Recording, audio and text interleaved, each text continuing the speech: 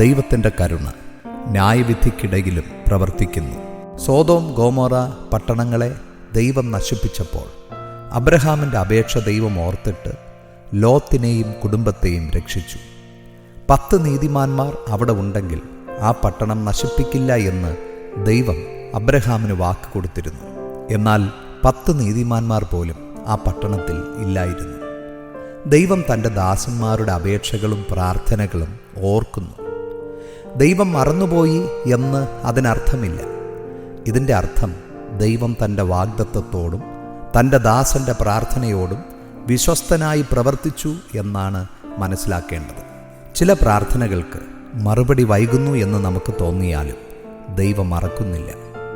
Lot സ്വന്തം പ്രാർത്ഥന കൊണ്ടല്ല രക്ഷപ്പെട്ടത്, അബ്രഹാമിൻ്റെ മധ്യസ്ഥതയായിരുന്നു. നമ്മുടെ പ്രാർത്ഥന മറ്റുള്ളവരുടെ ജീവിതത്തെ വ്യത്യാസപ്പെടുത്തുന്നു. അബ്രഹാം ക്രിസ്തുവിന് നിഴലായിരിക്കുന്നു. പ്രിയമുള്ളവരെ, ദൈവത്തിൻ്റെ കരുണ ന്യായവിധിക്കിടയിലും പ്രവർത്തിക്കുന്നു. ഈ സന്ദേശം നിങ്ങൾക്ക് അനുഗ്രഹമായെങ്കിൽ കൂടുതൽ വചനധ്യാനങ്ങൾക്കായി ചാനൽ സബ്സ്ക്രൈബ് ചെയ്യുക. നിങ്ങളുടെ ജീവിതത്തിൽ ദൈവം ചെയ്ത അത്ഭുതങ്ങൾ കമൻറ്റ് ചെയ്യുക. ദൈവം നിങ്ങളെ അനുഗ്രഹിക്കട്ടെ.